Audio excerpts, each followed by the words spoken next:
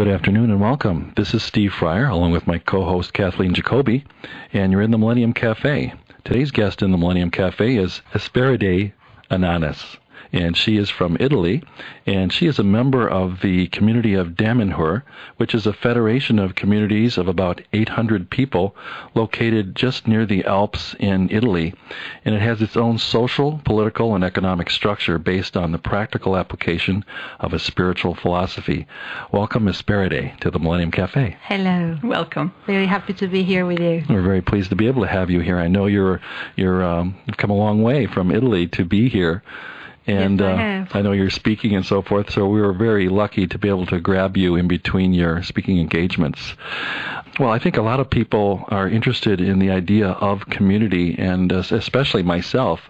And we wanted to broaden our horizons today by being able to have someone here from such a famous community, but that I've never heard of, but I guess it is very famous in the world. It's sort of, I guess it's sort of on the level of a Findhorn from Scotland. I don't know how many of our listeners know about Findhorn, but it is a very famous community, and so is Damanhur. So I guess we should get to the basics. What is Damanhur, and how did it start? When did it start? Damanhur started about 25 years ago.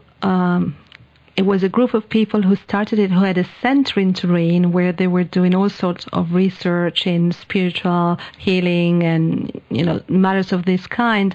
But then they felt that that was not enough, that they really wanted to live their spiritual ideals 24 hours a day.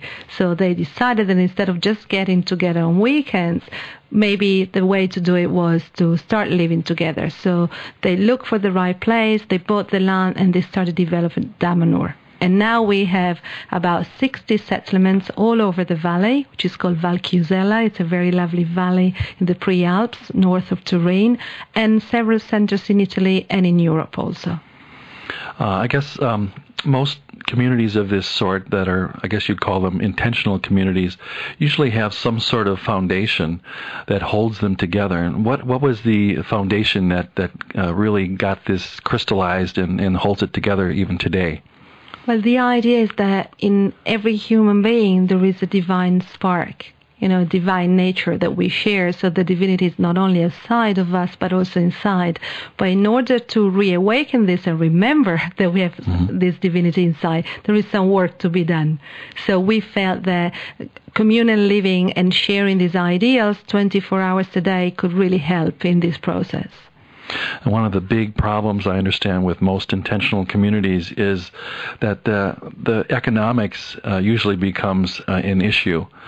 People don't know how to earn a living, or they might have to travel out of the community to a job in a factory or someplace like that, which is not really the idea at all, is it? And I understand Damanhur is very well known for its progress in the way of in creativity in creating economic sustainability. How does that work? What kind of things do you do to sustain yourselves? Well, since the very beginning, we have very clear that the most important thing was diversity.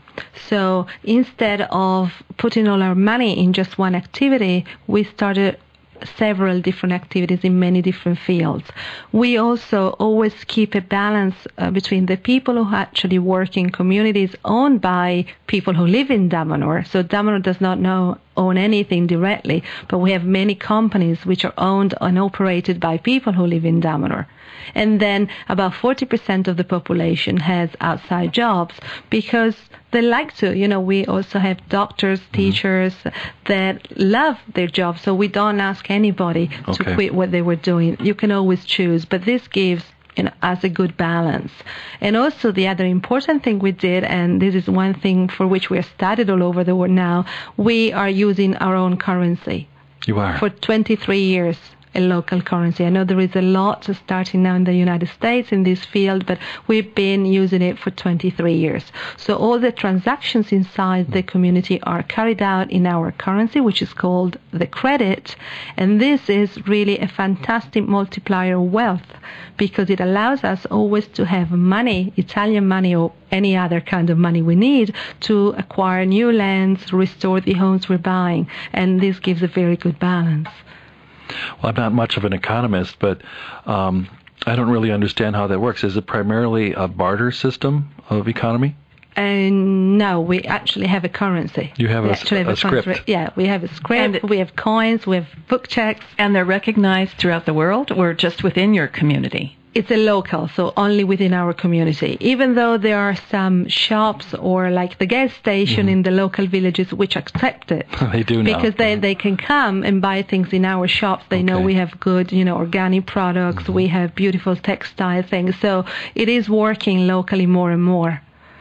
Well, that's very interesting because many communities do fail because they do not get their economic act together. Maybe you could describe some of the Maybe you could describe some of the economic activities that go on in the community.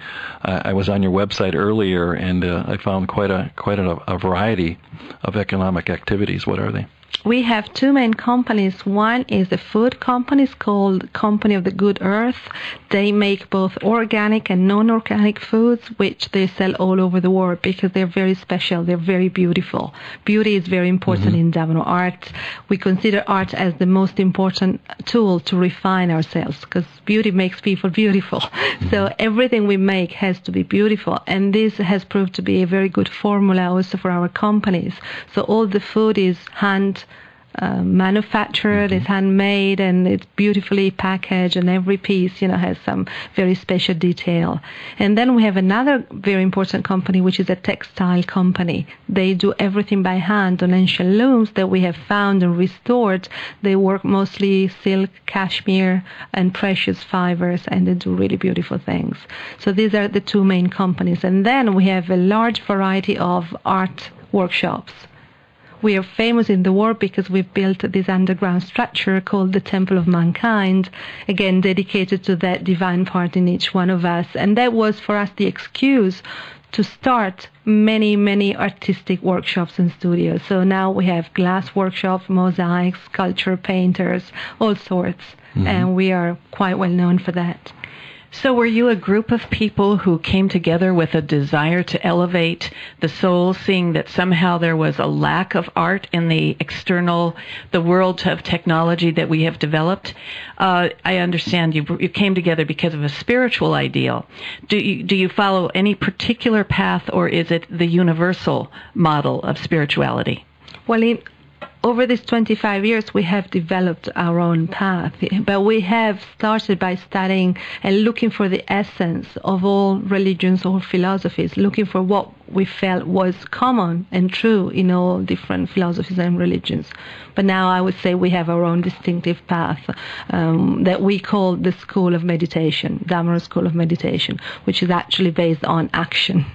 Because we believe that everything you do has to be proved practically. You can't just wake up one day and say, oh, I am now, a perfectly awakened being. You have to prove that. And so it's the reinforcement of a daily living of these principles. And the confrontation with others that can really give you a measure of yourself. Yes. Maybe they say, well, maybe you're not really God yet. Maybe you still have some work to do. I understand that is one of the major surprises that new members of intentional communities actually have. They go there maybe to get away from some problems they've had in their own lives in the larger community or the community where they came from, and they arrive at the intentional community thinking everything will be bliss.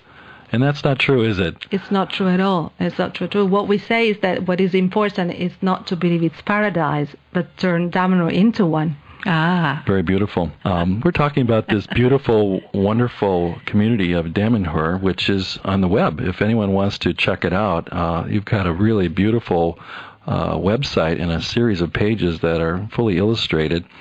And I think it's damanhur.org. That's correct. That would be the way to find it. That's already on the English pages, yes. I will spell it Damanhur. And we'll give that out again later for those of you who want to explore this further. But I find this idea of a spiritual community that's working especially really fascinating to me. And I'm wondering, what was it that drew you there, and what year did you arrive in Damanhur in the Alps? I've been living there since 1992, and it's funny how I got there because I wasn't particularly looking for a community. I was very happy with my life. I was living in Milan, and I was working as a PR at the moment. And one day, I knew of Damanhur through some friends. I had visited a few times, but I wasn't particularly interested. I thought they were nice, but that was it for me. But one day, I received a phone call from Damanhur, from their PR person, the press relation person, and this man said to me, "We got something important to tell you. Can you come over?" And I said, "Come on, it's July. I want to go to the beach. I really don't have this time to come there." But they really insisted. So I said, "Okay, I'll come." And so I went up there on a Saturday morning, and they said to me, but very, normally, as if they were saying, "Here is, a glass of water," they said, "In the last 16 years, we've been building in secret an underground temple." Now that got your attention. Yeah. And they said, "Now we feel it is time to share this with the whole of humankind, because that's how we call this temple. We want to let the world know that it exists. Would you help us?" So that's how I got involved. What initially. year was that? 1992, July 1992. Now, in the reading on the web, I found out that they started this thing back in, 1978? That's correct, August 78. And how many people were involved in that About initial? 100 people, 100 people. 100 people. And they created it in years. secret. Yeah, completely in secret, which is something that completely baffled the local residents. What inspired them to actually start digging a hole in the side of a mountain?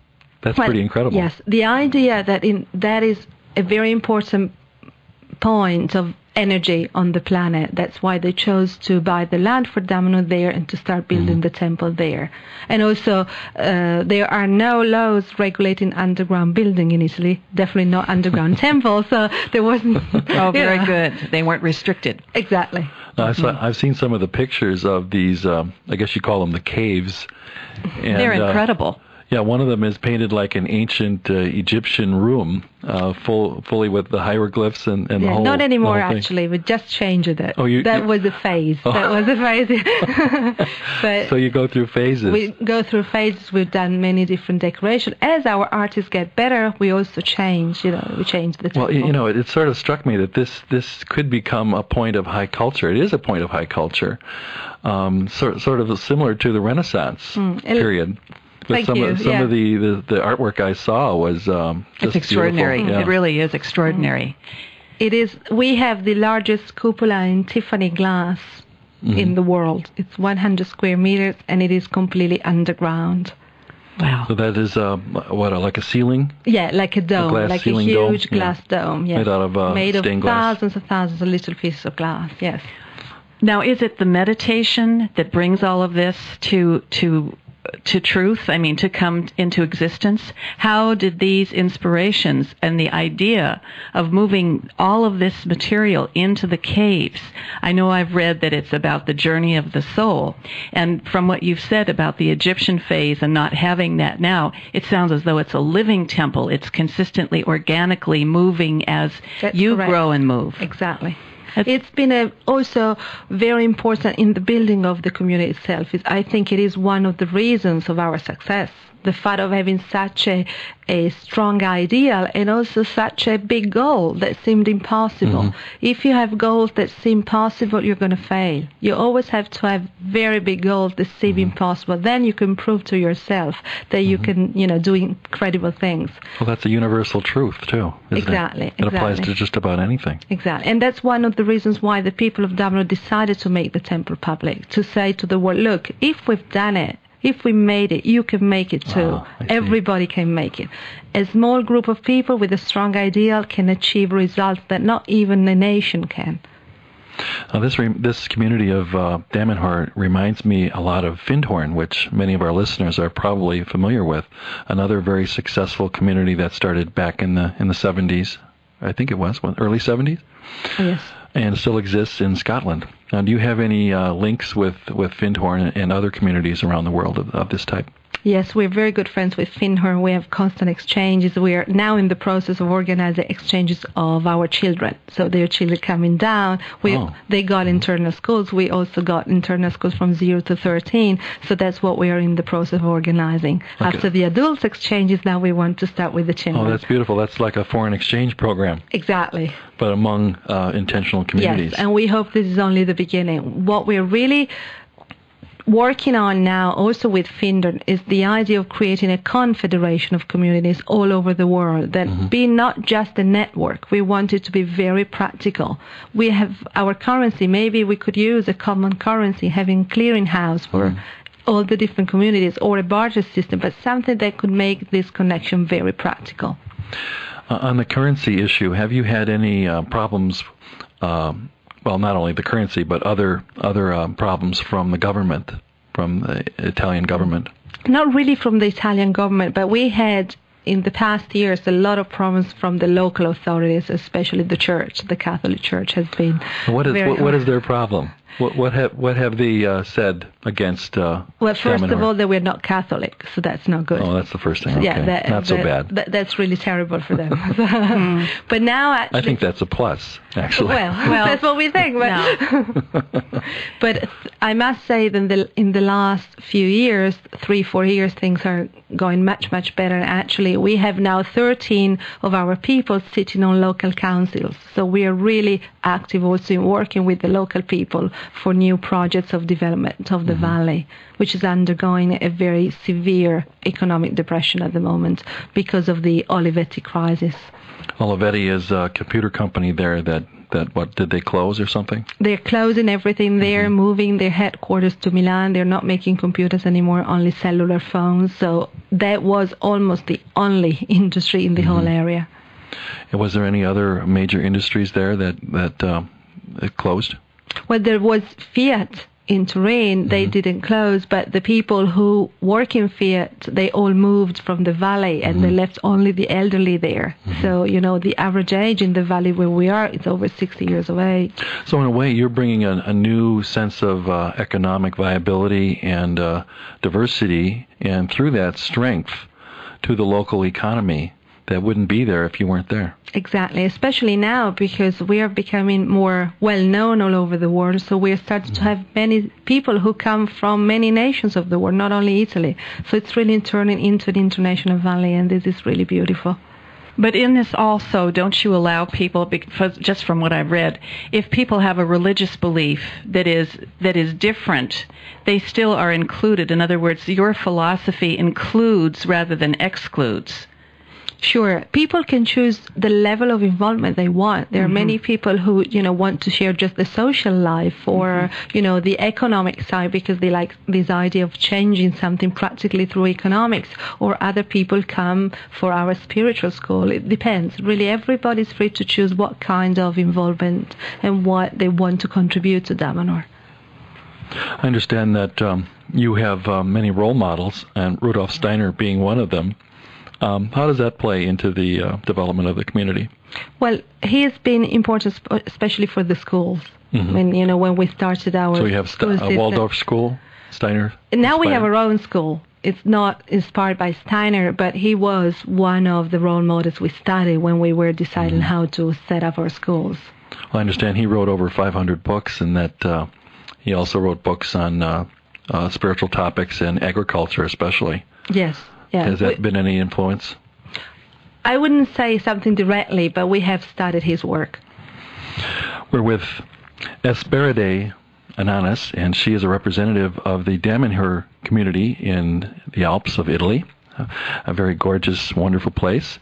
And we're talking about community. And you're in the Millennium Cafe, and our guest today is Esperide Ananas, and she is a member of the Damanhur community in Italy. And I think we're really having a great discussion here because I am very interested in the idea of community because it seems to me in America, I don't know how it is in Europe, but I know in America, I've often felt that there was a general lack of community, except for maybe some of the ethnic immigrants that have come over here in the last 100 years who have remained close and together. But many people have been scattered to the winds because of the corporate economy transferring people all over and so forth. And now we've become very dependent and finding that the security offered by the corporate entity is not always what it has been promised. So I think it's great that there are communities out there like Damanhur and Findhorn and others that are trying to come up with a new model. And I reckon that's why you were here in America. You were talking about this idea.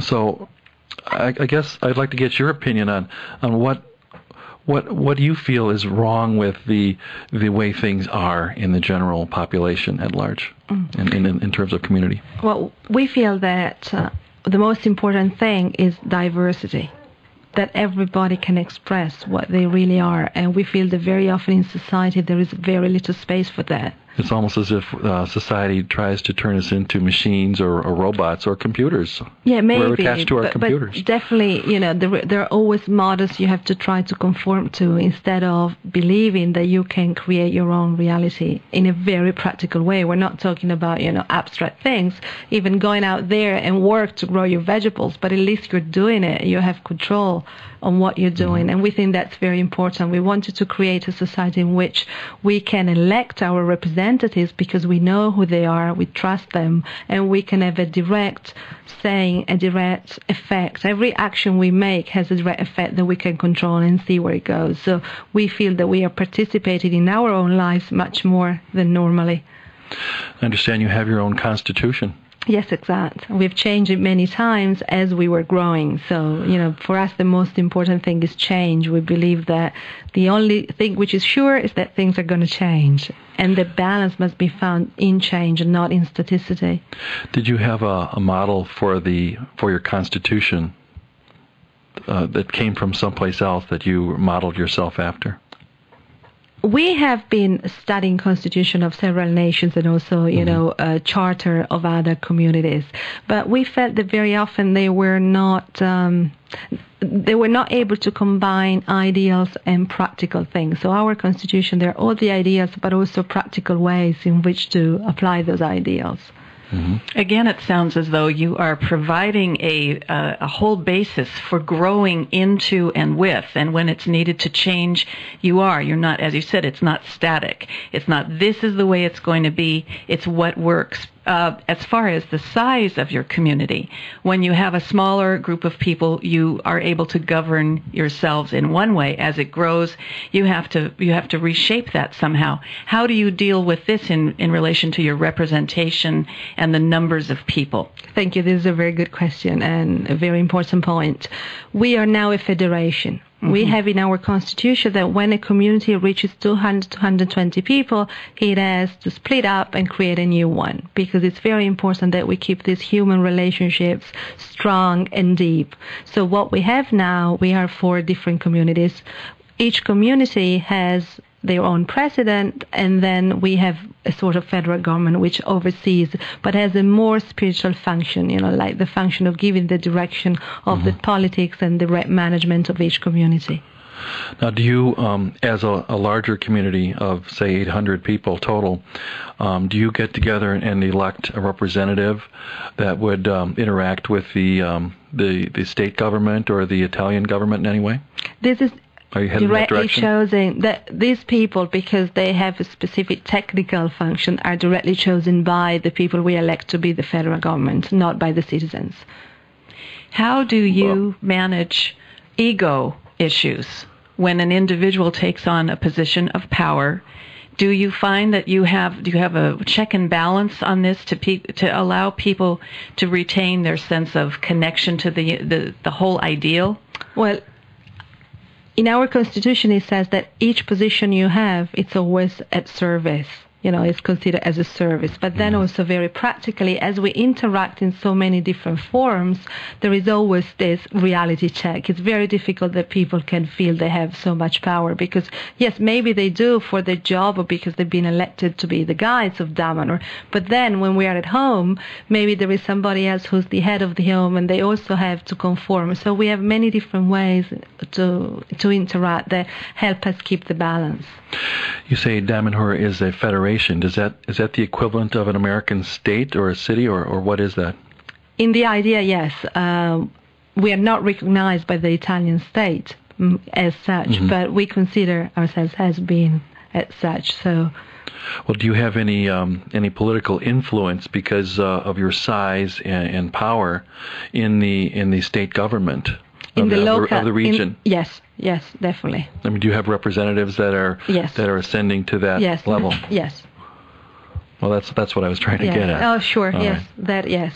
And in that case, yes, it's the whole of the population who decides in which political direction we want to move. And do you find that communities such as yours do better in certain countries than other countries? I'm thinking in terms of a community that would reach this level in the United States. How would the United States ever permit anybody to have their own currency? This is a problem when you have these kinds of controls imposed upon you by a larger, or, the ordering of it. When do they perceive you as a threat? And I'm thinking that what, just from having looked at your website, the beauty of this, the ideal of this, is something that many of us yearn for, and yet practically, would it be something that we can translate into a country like the United States, or is it important to find countries who are friendly to this concept? I think there are many things in the Damanhur formula that can be applied everywhere. But then, of course, it will have to have a different shade, a different flavor according to each country, to respect the local, cultures and way of thinking. As for the currencies, though, maybe you don't know, but there are 190 local currencies already operating in the United States. I think Berkeley has a form of or Oakland has a form of script. Yes. A barter currency, I guess they call it. So you say there's 190. That's 190. Yes, already working in the United States. The United States is actually a model for the world in this. Oh, great! Gee, I didn't know that. Wonderful. Now, how is Damanhur along the lines of energy production? Do you produce any of your own energy, or I heard you were perhaps working on inventions of energy sources.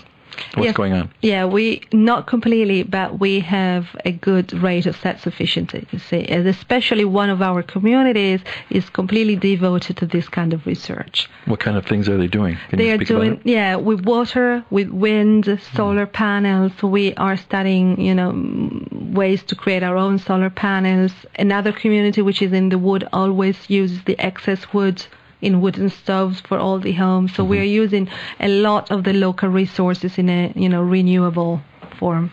And what about the ecology and recycling? How do you handle that? That we've been doing also since the very beginning. It's not very easy because very often recycling means you just divide the rubbish and then you just throw it out.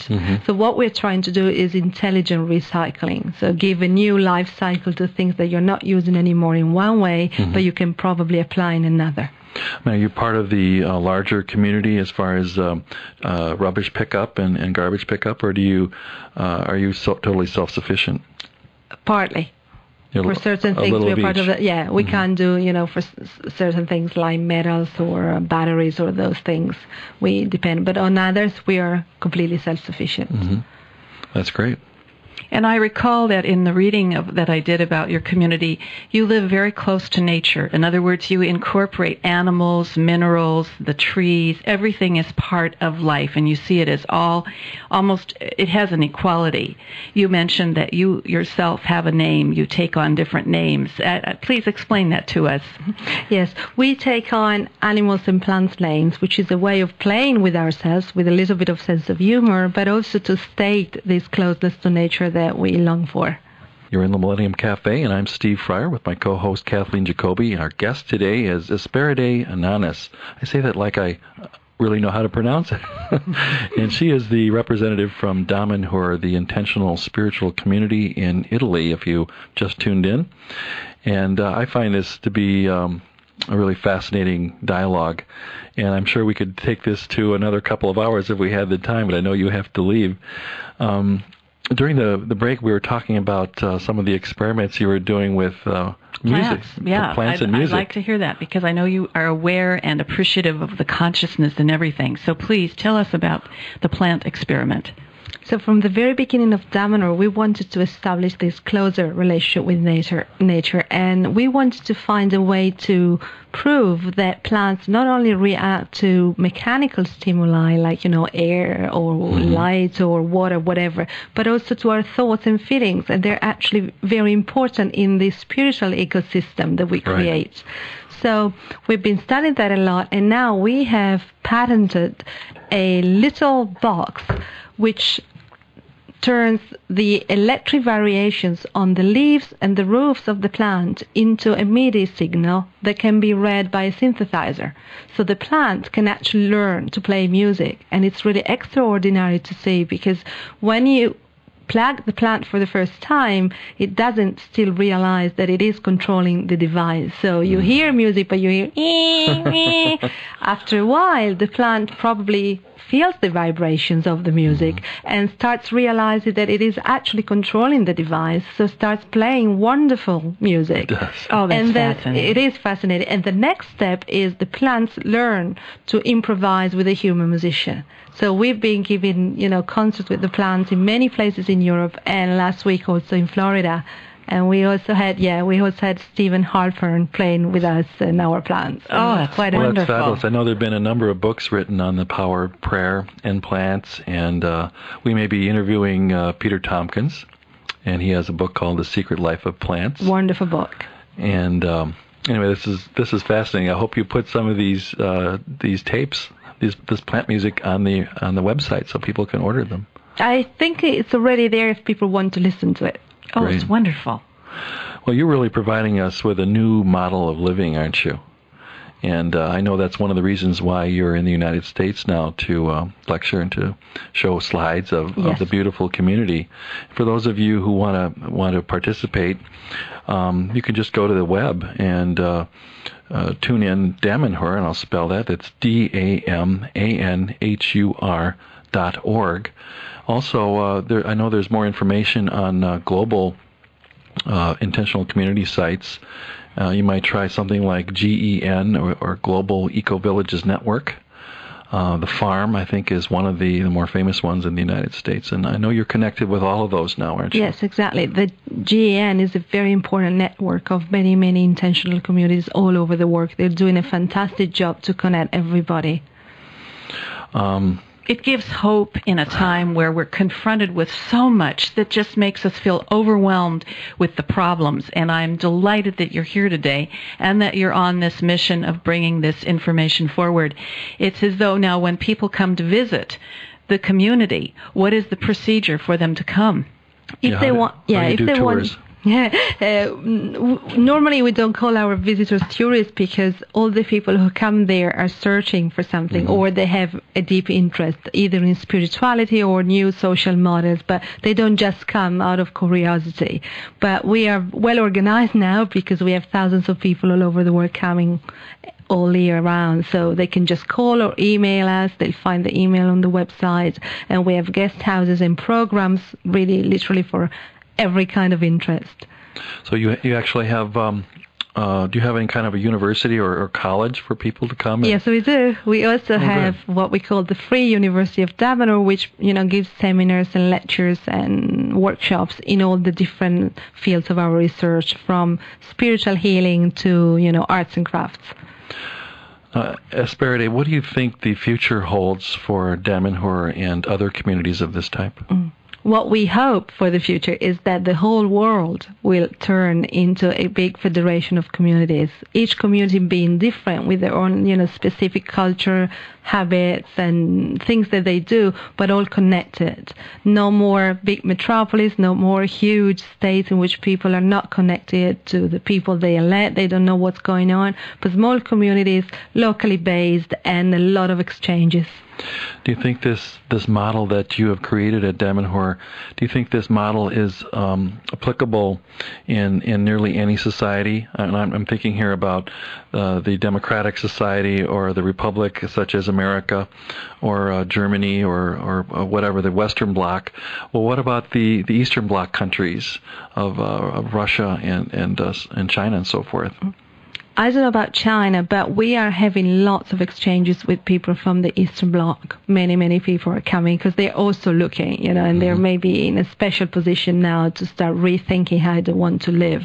So there is a lot of interest from those countries. So I think there is hope, all over the planet. It's very important in this moment to think positive. Yes, indeed. So that we are really looking at the approach being that it's spirit first. If we allow ourselves to be brought together through a spiritual connection, then we can filter down into all the other things. It's active, practical spirituality, not necessarily a particular religious point of view, but if that's the case, a respect for all others equally. So that these intentional communities are really stating we are part of something bigger, we recognize our interrelatedness to all of life, and then we can come forward and be a community, rather than the way we do it now, which is oftentimes just based on economics and personal racial divisions, ethnic divisions. All of that is dividing, and it sounds as though what you're really doing and what some of these other communities are doing is to include, to be inclusive. Exactly. That's exactly the idea. And you said very well, to be spiritual and practical at the same time. Yes. How does this affect people who have had a religion, let's say it's a mainstream religion, and they come there? Can they still practice their religion? Does the religion that Damanhur has started, does that interact or interface well with other religions, would you say? People can keep their religion, if they want. Damanhur per se is not a religion, because we don't want dogma. So we think that also our spiritual evolution, our spiritual path changes, because whenever you reach a new level, you have a larger vision, and you don't know what the next step holds for you. So we think it's a bit silly to say, this is the truth. This is the truth we can see now. We don't know what we'll be able to do as we progress. So our idea is really that of overcoming religion in the sense of overcoming dogma. So again, it's organic truth, unfolding as we unfold. Exactly. So it's not really a cult like some critics might have stated in the media. No, it is not. For sure not. Well, I understand that one of the definitions of a cult is that you have to have a strong leader, an unquestioned strong leader. And you could almost make the accusation in reverse to some of the major religions, because they have very strong leaders. Exactly. And many people don't question what they say. So, or governments. Yeah, governments as well. Christianity started as a cult, if we want to see, history. So it's just a matter of definitions and misuse of words. Yeah, definitely. Yes. We don't want to mince our definitions, do we? Thank you so much. All right. Well, we want to thank you for being in the Millennium Cafe today, Asperide Ananas, and wish you the best on the rest of your trip and on your trip back to Italy. And I want to come there. And I want to come there, too. When's the best time of year to come? Whenever you want. Okay. Well, we'll get on the web and we'll explore Damanhur, and I encourage all the listeners to do as likewise. Thank you for being here. It's been a real pleasure. Thank you for listening.